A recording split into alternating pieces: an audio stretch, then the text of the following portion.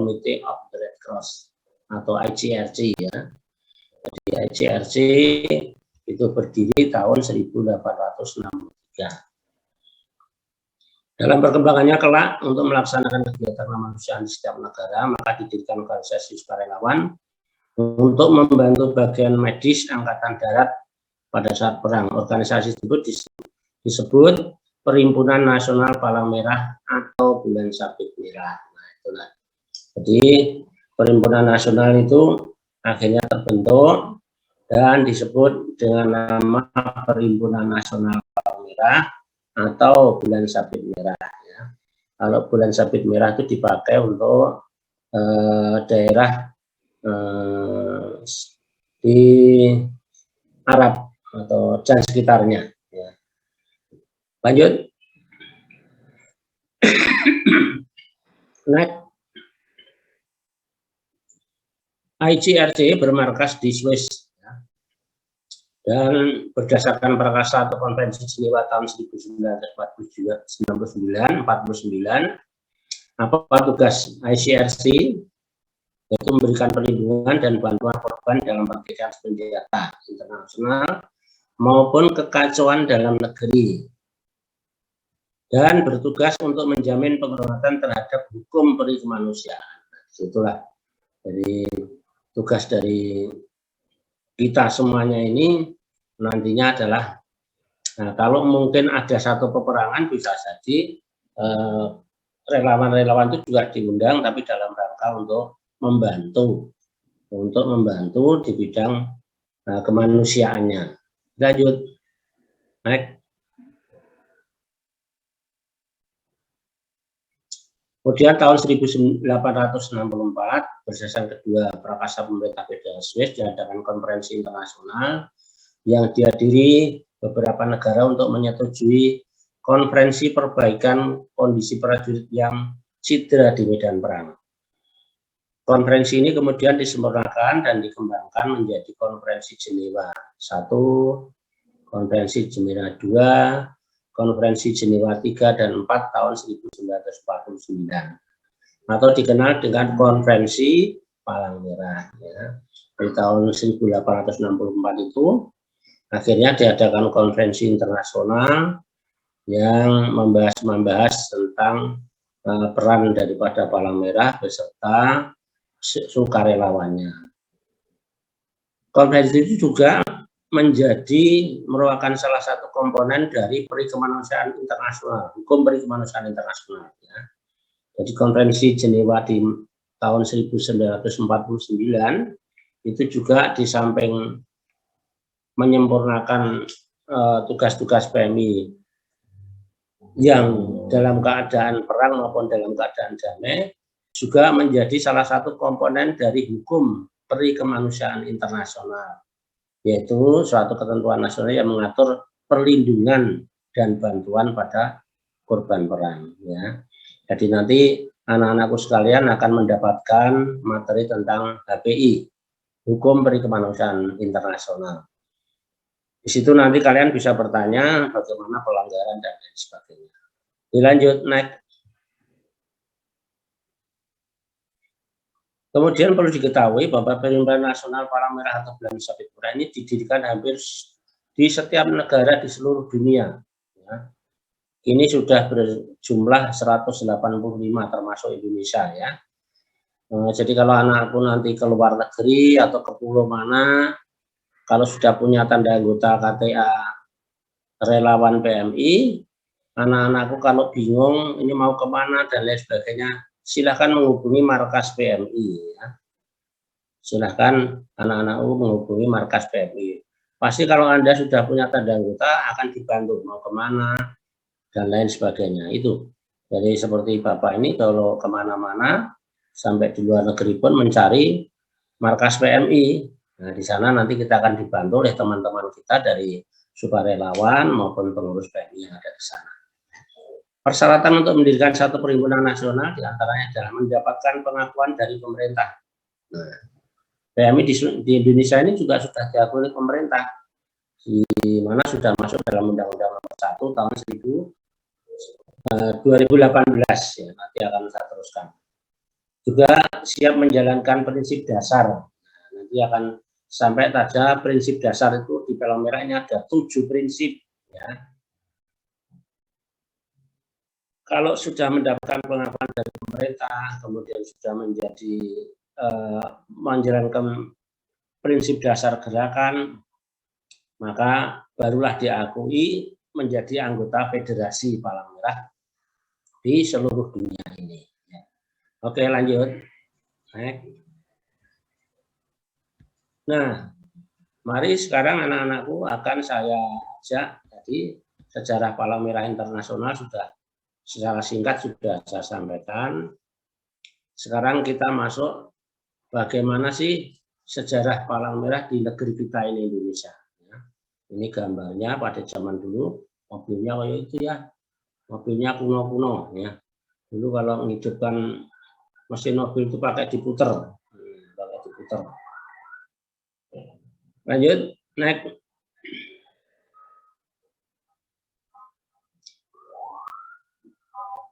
Anak-anakku sekalian yang dirahmati Allah, sebenarnya PM ini sudah berdiri mulai tahun 1873 pada saat penjajahan Belanda ya. Pemerintah kolonial Belanda mendirikan organisasi Palang Merah di Indonesia dengan nama Het Nederland Indie Red Cross atau NIRK. Yang kemudian namanya dirubah menjadi Nederland Red Cross Afdeling Indie atau NARKE ya.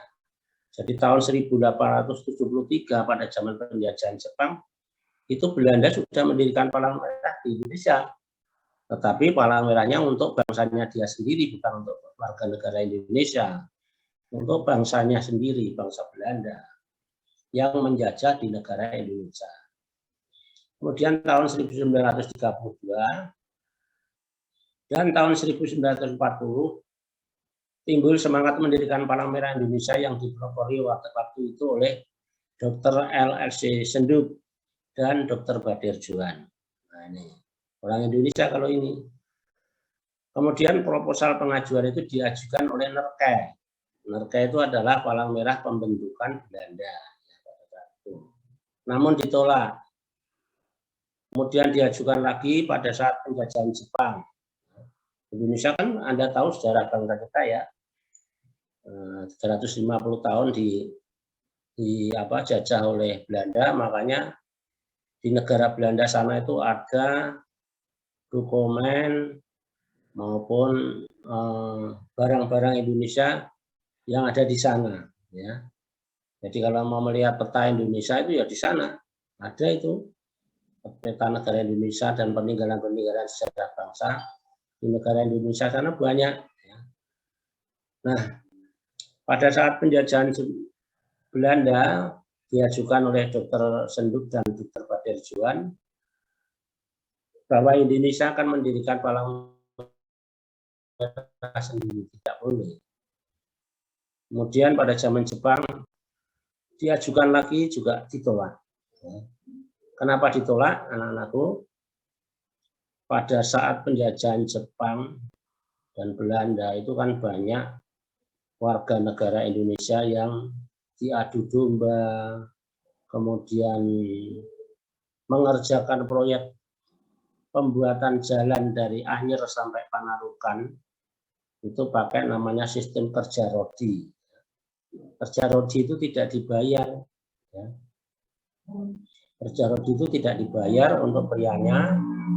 Kalau tidak mau bekerja di cambuk, kalau wanitanya dipakai untuk pemuat nafsu para penjajah itu, orang-orang Jepang. Itulah maka kerja rodi itu satu pelanggaran yang ada di dalam 7 prinsip dasar gerakan Palang Merah Indonesia ini. Palang Merah semuanya lah ya. Makanya ditolak karena dia nanti menganggap bahwa bangsa Indonesia itu belum layak untuk ikut didirikan PMI. Lanjut. Next. Kemudian pada tanggal 3 September 45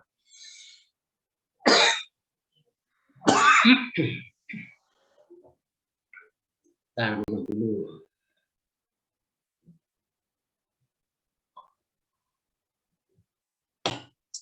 Ya, pada tanggal Indonesia itu kan sudah merdeka tahun 17 Agustus 45. Tapi baru tanggal 3 September Presiden kita, waktu itu Presidennya Pak Soekarno, memerintahkan pada Menteri Kesehatan yang saat itu dijabat oleh Dr. Buntaran Mito Atmojo untuk membentuk satu badan Palang Merah Internasional atau Palang Merah Nasional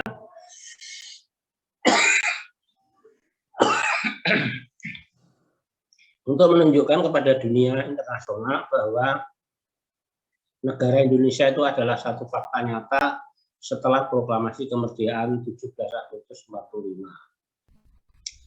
Jadi dulu walaupun sudah diproklamirkan kemerdekaan tanggal 17 Agustus, tapi masyarakat dunia belum tahu bahwa ada satu negara namanya Indonesia. Indonesia itu hanya diketahui itu di Bali ya.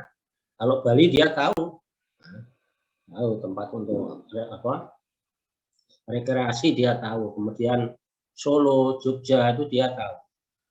Tetapi untuk Indonesia waktu itu belum populer. Ya.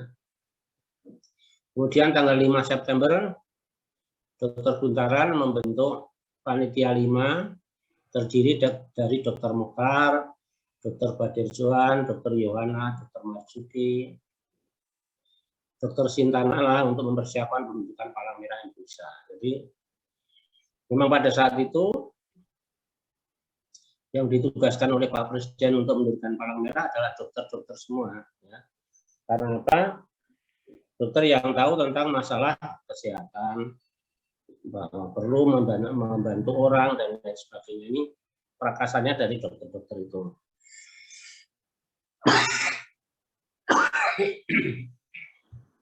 Next. Kemudian anak-anakku, barulah tanggal 17 September 45 terbentuk Palang Merah Indonesia dengan ketua yang pertama adalah Dr. Muhammad Hatta. Pada saat itu adalah Wakil Presiden Negara Republik Indonesia. Ya. Jadi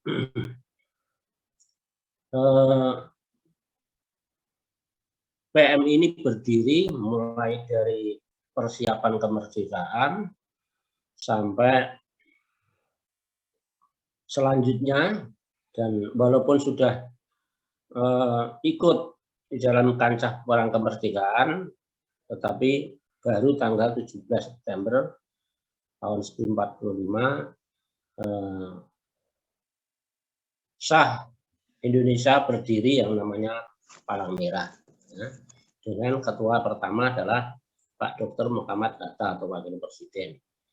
Jadi dibandingkan dengan TNI, Polri itu berdirinya Palang Merah itu lebih dulu ya anak-anakku ya. Tahu ya yang namanya Tentara Nasional Indonesia atau TNI itu berdiri tanggal berapa? Ada yang tahu? Tidak ada ya. Kalau TNI itu berdiri tanggal 5 Oktober ya. Makanya kalau tentara-tentara itu tanggal 5 Oktober mengadakan upacara hari ulang tahun. Nah kalau PMI itu tanggal 17 September. Dan PMI punya markas. Di samping punya balai pengobatan, PMI itu punya markas. Karena memang sejarahnya adalah PMI itu berjuang bersama-sama dengan masyarakat yang tergabung di dalam sukarelawan untuk membantu dalam pelaksanaan penciptakan satu kemerdekaan di negara Indonesia ini. Tidak main-main, makanya anak-anakku sekalian ikut Palang Merah ini sudah hal yang paling benar. Dan perlu diketahui bahwa ikut Palang Merah itu bukan kehendak diri sendiri saja ya, tapi juga kehendak dari Allah SWT. Manusia itu kemana-mana, itu kalau tidak ada ridho dari Allah, tidak akan bisa apa-apa. Makanya kalau anak-anakku sudah ikrar menjadi orang Palang Merah, harus diketahui bahwa Anda masuk di Palang Merah itu tidak karena Anda mendaftar saja, tidak. Ya, tidak. Itu karena Allah juga. Makanya kalau sudah masuk di Palang Merah, tolong benar-benar hatinya itu ikhlas, ya. Hatinya ikhlas, dan ilmu yang ada di Palang Merah itu diperhatikan benar. Nanti anak-anakku akan mendapatkan materi banyak sekali dari Palang Merah, karena menolong orang itu harus ada ilmunya. Tadi disampaikan Pak Dekanto, Pak Rektor juga sudah menyampaikan bahwa menolong orang itu tidak gampang, ya. Harus ada ilmunya. Kalau nanti keliru malah jadi korban, atau kalau keliru juga menjadi korban orangnya yang ditolong, kadang-kadang malah menjadi korban sendiri atas dirinya yang menolong. Oleh sebab itu nanti perhatikan, dan ilmu itu bisa Anda gunakan sampai nanti Anda punya anak, atau mungkin kalau di PGSD ini anak-anakku akan menjadi guru, ya. Besok Anda akan menjadi guru, cita-citanya akan menjadi guru, ilmunya harus banyak. Nah, ilmu Palang Merah itu cukup bagus untuk nantinya memberikan bekal kepada murid-murid sekolah. Ya, anak-anakku di sana ada namanya PMR, ada PMR Wira, PMR Madya, dan lain sebagainya, ya anak-anakku ya. Kembali ke masalah materi, kemudian tanggal 16 Januari tahun 1950, karena ada aturan satu negara hanya ada satu perhimpunan nasional, sesuai dengan hasil konferensi di Jenewa tahun 1949, itu disebutkan bahwa di dalam satu negara hanya ada satu perhimpunan nasional. Maka pemerintah Belanda membubarkan NERKE, ya, NERKE itu Palang Merah Belanda yang tadi saya ceritakan, menyerahkan asetnya seluruhnya kepada PMI, Palang Merah Indonesia. Yang pada saat itu NERKE diwakili oleh Dr. Pandrik, sedangkan di PMI diwakili oleh Dr. Badir Juan. Next.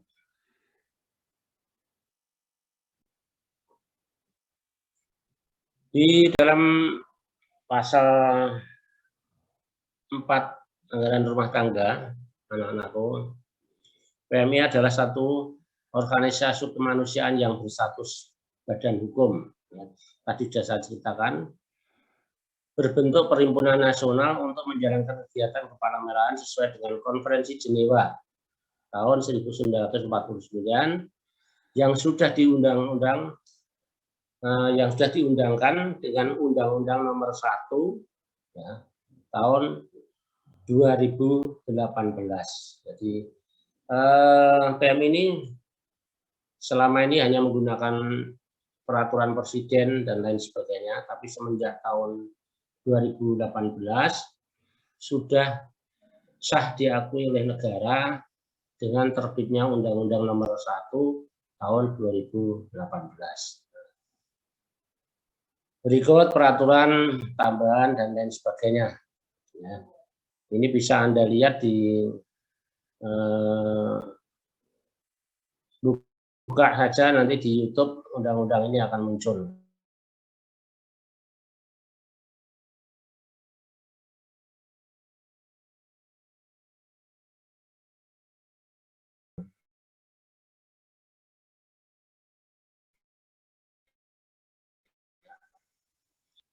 TNI juga harus mengenal dasar negara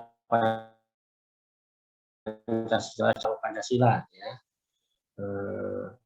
Anak-anakku sekalian harus mendalami tentang asas di negara kita itu ya Pancasila. Kemudian tujuannya, pasal 7 tujuannya, PMI bertujuan untuk mencegah ya, dan meringankan penderitaan dan melindungi korban tawanan perang dan bencana tanpa membedakan agama, bangsa, suku bangsa, warna kulit, jenis kelamin, golongan, dan pandangan politik. Ya.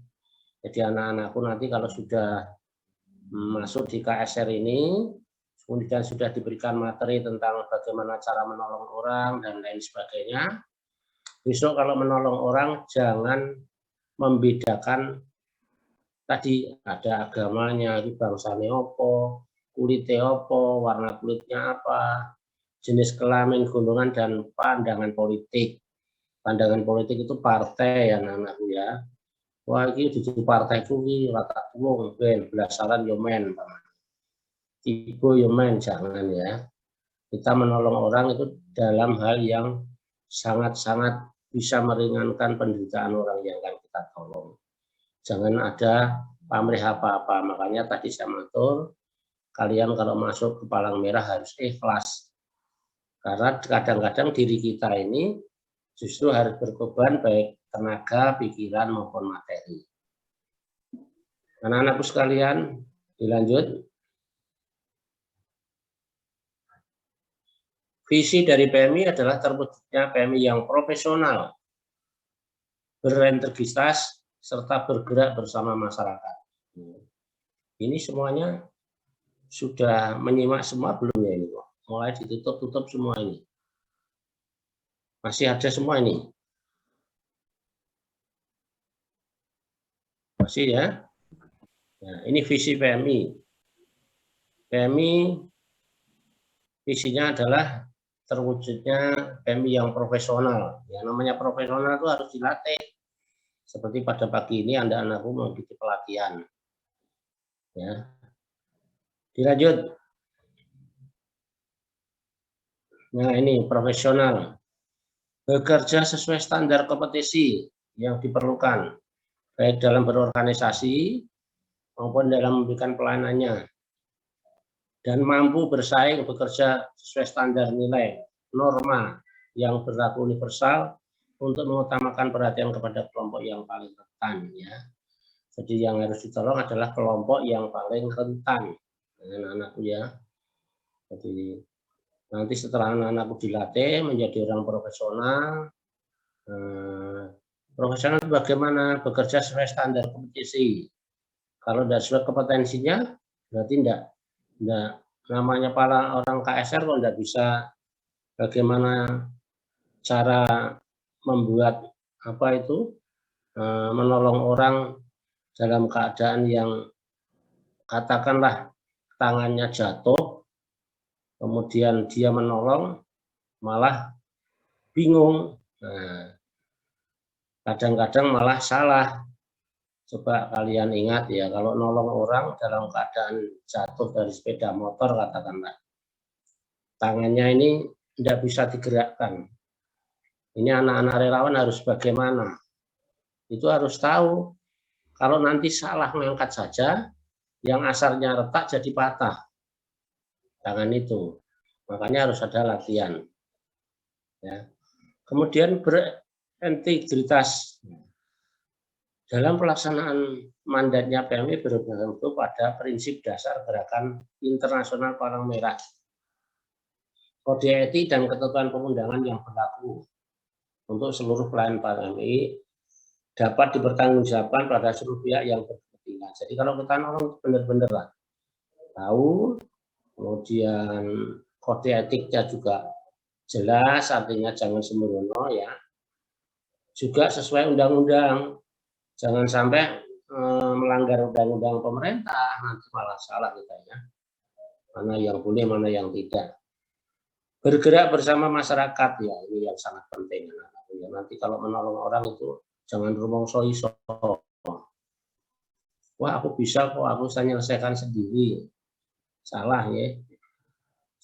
Karena di masyarakat itu bermacam-macam bentuk corak manusia.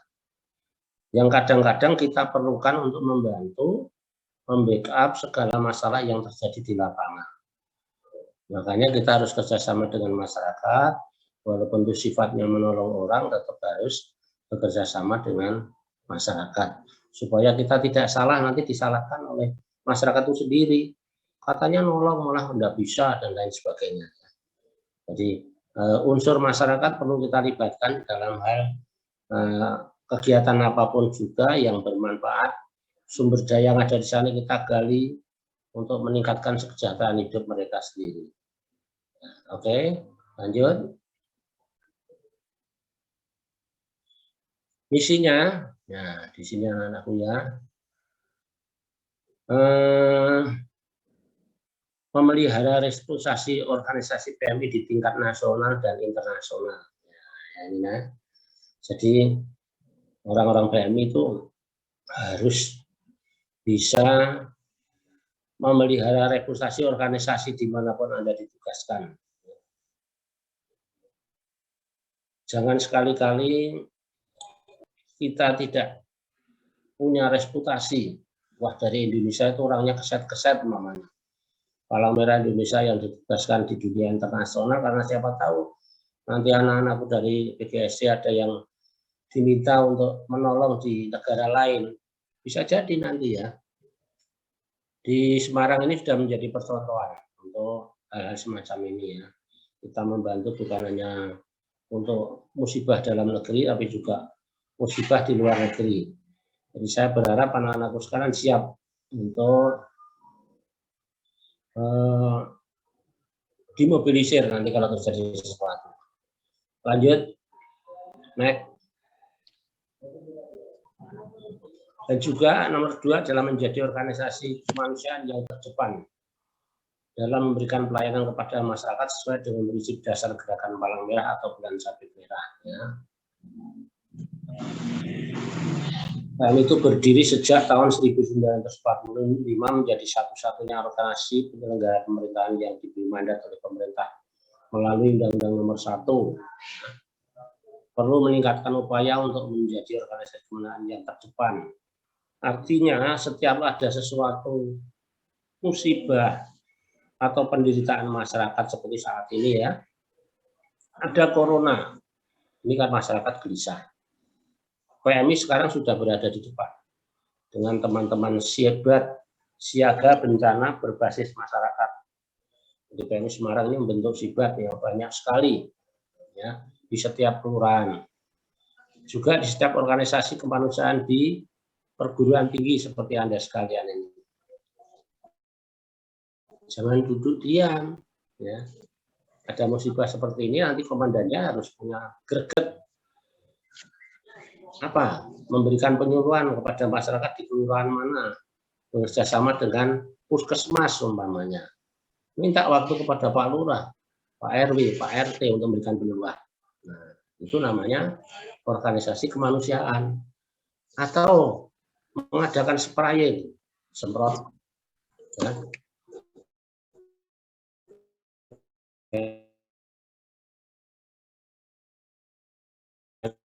Kami punya alat, silakan kalau di orang bisa, ya. Silakan Anda kerjasama dengan masyarakat. Ini berarti menjadi organisasi yang terdepan. Itu siapa nih suaranya, ada anaknya yang nangis tuh. Nah itu moderatornya mana ini? Siapa itu yang anaknya nangis? Dimatikan, ayo dimatikan, didengarkan. Lanjut, naik.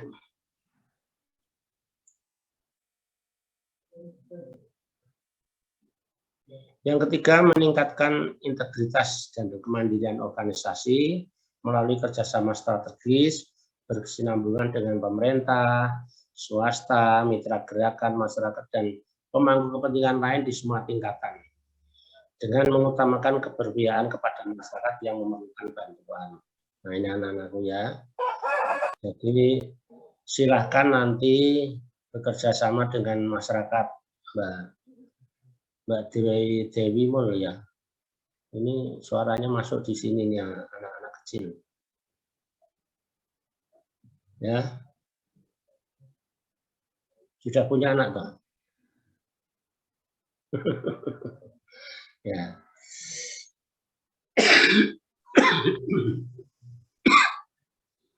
Adiknya ya.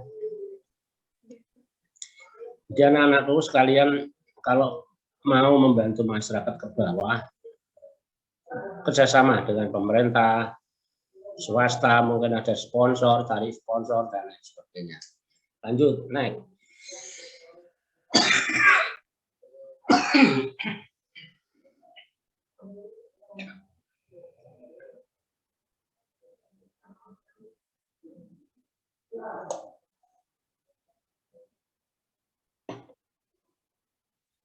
Ya, ini tugas-tugasnya apa? Palang Merah itu ya ini, ya anak-anakku ya. A sampai B, C, D, E, F, G. Nah, ya, memberikan bantuan korban perang, kemudian memberikan pelayanan darah ya. Kalau Semarang ini masalah darah nomor 1. Ya. Kita ini menjadi percontohan. Bahkan kabupaten kota di wilayah Korwil 1 dari mulai Kendal, kalau sana sampai Ungaran, sampai Rembang, Blora, itu kalau mau memberikan darah harus dikontrol atau di QC dulu dari PMI Semarang, apakah darahnya layak diberikan pada masyarakat atau tidak. Kemudian melakukan pembinaan relawan, tugasnya PMI. Sudah ini seperti yang Anda lakukan, kita lakukan ini. Melaksanakan pendidikan dan pelatihan, ya, seperti anak-anakku sekalian. Menyebarluaskan informasi dan membantu penanganan musibah bencana. Semarang lagi banyak bencana ini. Sayangnya anak-anakku ini daring dari rumah ya. Saya bantu nih, ada tanah longsor, ada warga masyarakat yang kelongsoran dan lain sebagainya. Ya, lain waktu. Membantu memberikan pelayanan kesehatan dan sosial tadi saya sampaikan. Melaksanakan tugas kemanusiaan lainnya yang diberikan oleh pemerintah. Itulah tugas-tugas PMI di negara Republik Indonesia ini. Lanjut, next. Nah, sekarang anak-anakku, saya persilahkan untuk menyimak semuanya tentang 7 prinsip dasar Gerakan Palang Merah. Ya. 1. Kemanusiaan. Gerakan Palang Merah dan Bulan Sabit Merah Internasional dilahirkan dari keinginan untuk memberikan bantuan tanpa diskriminasi pada mereka yang terluka dalam medan perang, berusaha mencegah meringankan penderitaan manusia dimanapun dalam lingkungan kapasitas internasional dan nasional. Tujuannya adalah untuk melindungi kehidupan, kesehatan, serta untuk menjamin penghormatan terhadap manusia. Ya. Ini penghormatan terhadap manusia ini kadang-kadang kita ini lupa. Ya. Manusia itu harus dimanusiakan. Jangan manusia dianggap seperti hewan. Ya. Sekarang ini banyak orang yang sudah, maaf, yang kaya, yang berkuasa, orang yang anggap paling menang, itu kadang-kadang dia lupa tidak memberikan penghormatan terhadap manusia. Manusia iso tak kongkon, iso tak tuku, bisa saya beli sehingga dia seenaknya. Kalau di Palang Merah tidak harus begitu. Kita harus selalu memberikan kehormatan pada manusia. Saling pengertian, persahabatan, kerjasama, perdamaian abadi di semua bangsa ini. Ya. Jadi 7 prinsip ini kalau dipakai oleh negara-negara lain untuk mendirikan satu negara yang punya cita-cita seperti Palang Merah ini, negara itu tidak akan ada perang, tidak akan ada hal-hal yang perbedaan yang menjadikan pertentangan itu tidak akan terjadi.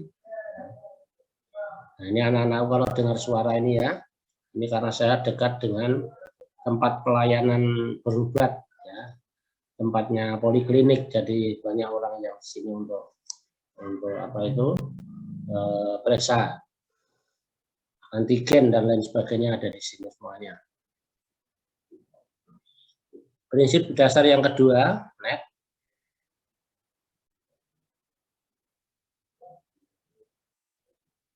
Kesamaan. Tidak ada diskriminasi bangsa, ras, agama, kelas, pendapat, politik. Gerakan ini berusaha meringankan penderitaan individu yang dipandu oleh kebutuhan mereka, memberikan prioritas kebutuhan yang paling mendesak. Jadi anak-anakku ya. Jadi namanya kita ini membantu harus memanusiakan manusia tadi. Jadi kesamaan, tidak ada diskriminasi. Wah, ini bukan orang Indonesia yang sakit ini. Wah, ini bukan suku saya, bukan agamanya seperti saya. atau bukan politiknya seperti saya, jangan. Kalau memang itu dalam keadaan mendesak, perlu ditolong ya ditolong. Netral, untuk memperoleh kepercayaan dari semua pihak masyarakat, gerakan ini tidak boleh memihak, permusuhan, terlibat dalam kontroversi yang bersifat politik, rasial, keagamaan, atau ideologi. Jadi orang-orang palang merah, termasuk anak-anak pun kalau nanti pakai baju palang merah, tidak boleh ikut dalam satu pertentangan politik. Nah, kalau kampanye kan itu hampir sama dengan pertentangan politik, rasial, agama, ideologi, dan lain sebagainya. Tidak boleh. Seperti demo-demo itu, ya, kalau ada demo kan kadang-kadang kita nggak tahu itu apa yang diminta. Tapi kita tidak akan masuk ke sana. Kalau ada demo, kita ikut ada di belakang. Tujuannya adalah untuk menolong, bukan ikut demo, ya anakku ya. Makanya kalau ada demo, orang PMI pasti ada di belakang, mengikuti bersama dengan mobil ambulan, ya. Sama dengan mobil ambulan supaya kalau ada yang kena batu, gelut, dipentung, tangannya sampai patah kemarin itu ya, itu PMI bersama dengan polisi dan TNI nolong. Bagaimana kita meringankan penderitaan orang yang sakit itu. Naik, lanjut. Kemandirian. Gerakan ini bersifat mandiri atau independen. Perhimpunan nasional walaupun perpanjangan dari tangan pemerintah dan tunduk pada aturan negara masing-masing, tetapi harus selalu menjaga otonomi yang dimiliki sehingga dapat bertindak sesuai dengan prinsip dasar setiap saat. Ya, kita ini memang harus tunduk pada pemerintah. Tetapi karena pemerintah saat ini yang perlu Anda ketahui bahwa pemerintah itu kan politik juga, ya.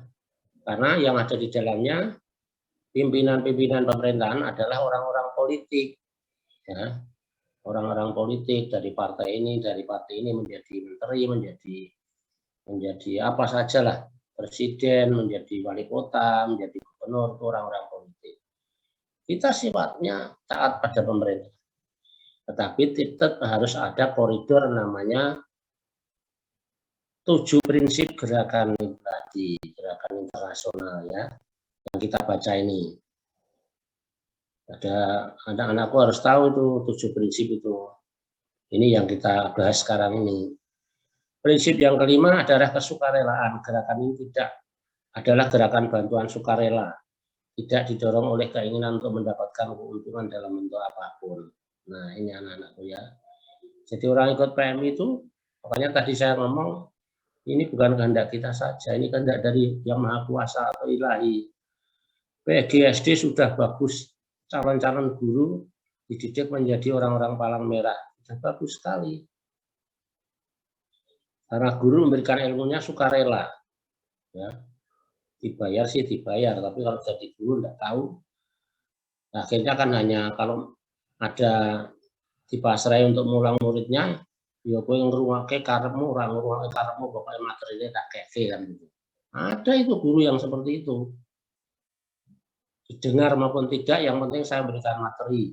Karena ujian nanti lulus dan tidak terserah. Nah, timbangannya kesuwen ya tak lulus ke untuk tak kayak nilai HP kan gitu. Jangan, harus dididik menjadi orang-orang yang pinter yang dididik itu murid-muridnya.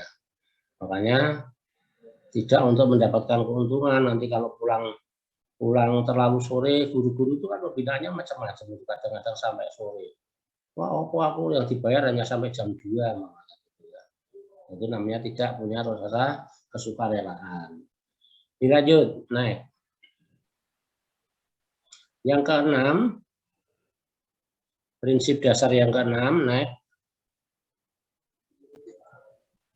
Kesatuan. Ya. Di satu negara hanya ada satu palang merah atau bulan sabit merah. Ya. Lembaga ini harus terbuka untuk semua. Lembaga ini harus menyelenggarakan pelayanan kemanusiaan di seluruh wilayahnya. Jadi orang manapun bisa masuk ke palang merah, bukan hanya mahasiswa. Kalau di masyarakat namanya sigat. Kalau umpama ada gerakan yang lain dari organisasi lain, itu namanya TSR, tenaga sukarela. Ada dari guru, dari perawat, dari dokter, dari apa saja boleh masuk menjadi orang Palang Merah. Dari sopir, ada yang dari komunitas apa itu Vespa, komunitas apa bisa masuk Palang Merah. Tapi harus dididik seperti ada anak sekalian. Karena nanti kalau menolong orang itu di sana ada gunanya. Siapa sih bisa nyopir? Lihat carikan sopir. Oh di tempat sana butuh apa itu dapur umum. Nah, orang yang sudah dipelajari tentang ilmu dapur umum yang kita kirimi.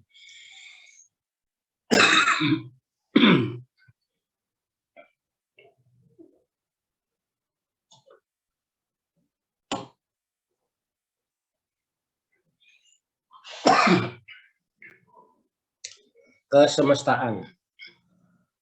Gerakan Palang Merah harus menjunjung tinggi status yang sama serta tugas tanggung jawab yang sama bagi seluruh perhimpunan, saling membantu sama lain. Jadi kalau kita di satu tempat menolong, kemudian di sana ada organisasi-organisasi lain, tidak apa-apa, kita gabung.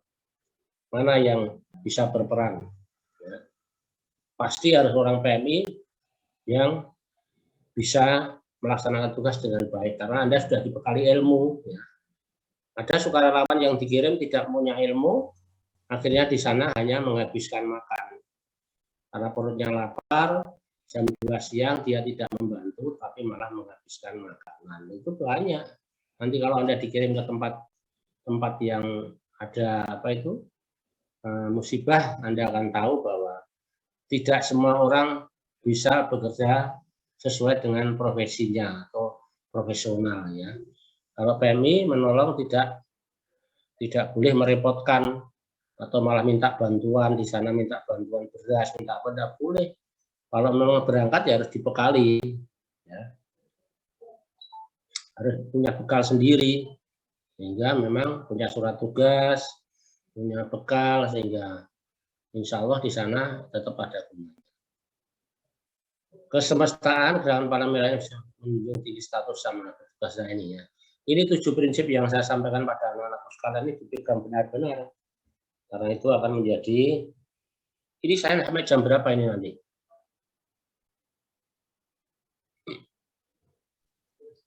Sampai jam 11.40. 11.40 ya.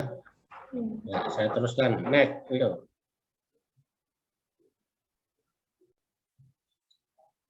Di pasal 10 bab 5 ada penyelenggaraan Palang Merah itu ada masa damai dan masa konflik bersenjata. Jadi sudah saya jelaskan, ada masa damai dan masa konflik. Lanjut.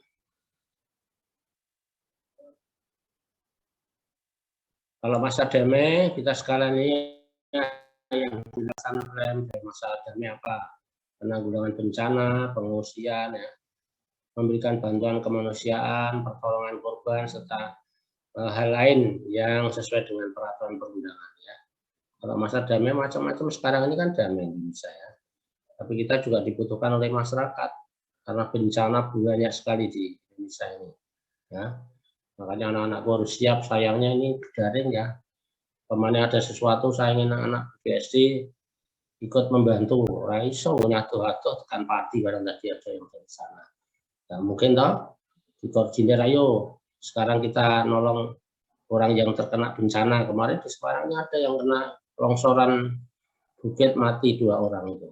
Ya. Aku mah panggil PGSD enggak bisa. Hanya berapa orang yang di sini kok, makanya yang di Semarang nanti saya minta datanya. Jadi kalau ada sesuatu bisa saya panggil. Memberikan bantuan kemanusiaan, pencarian pertolongan korban. Nah ini kegiatan kemarin lain yang sudah kita konvensi ya. Lanjut.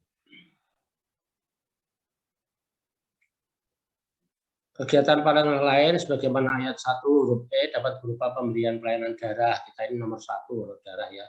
Sudah enggak ada tandingannya kalau di Semarang. Bahkan Semarang ini kegiatannya menjadi contoh di Asia Pasifik ya anak-anakku ya. Jadi seluruh Asia Pasifik Red Cross Korea, Red Cross mana saja itu banyak yang ke Semarang untuk mencontoh kita ini bagaimana bisa menggerakkan masyarakat dan bisa berfungsi dengan baik.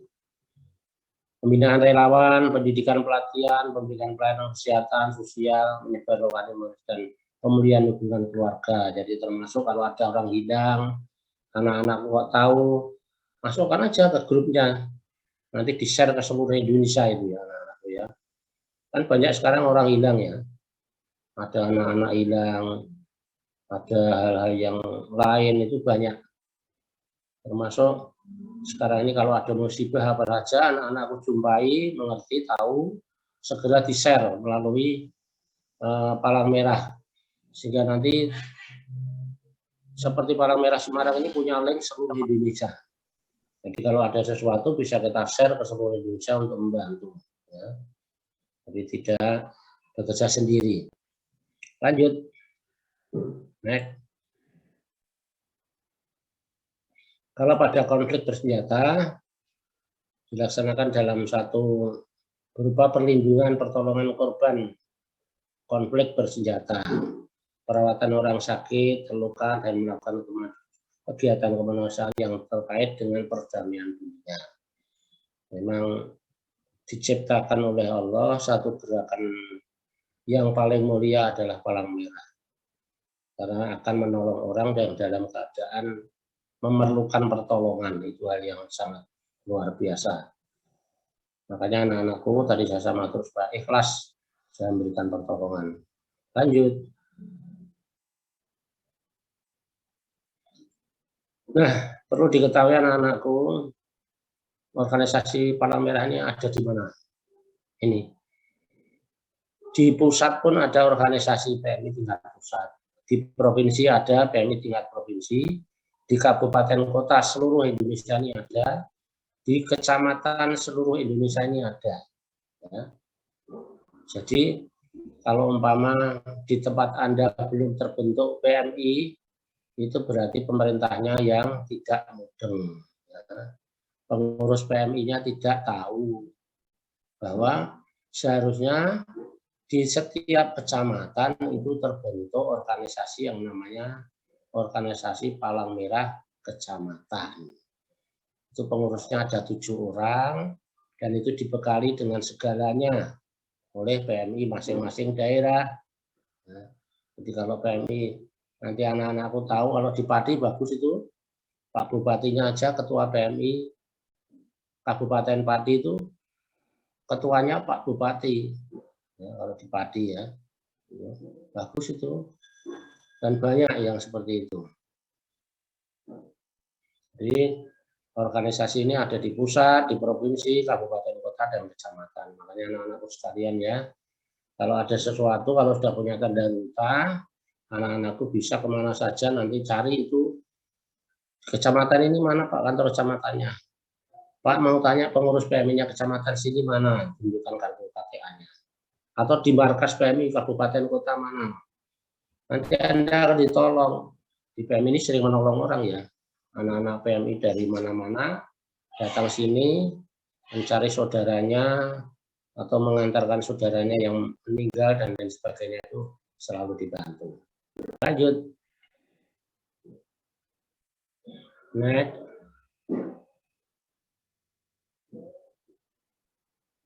Next. Lanjut.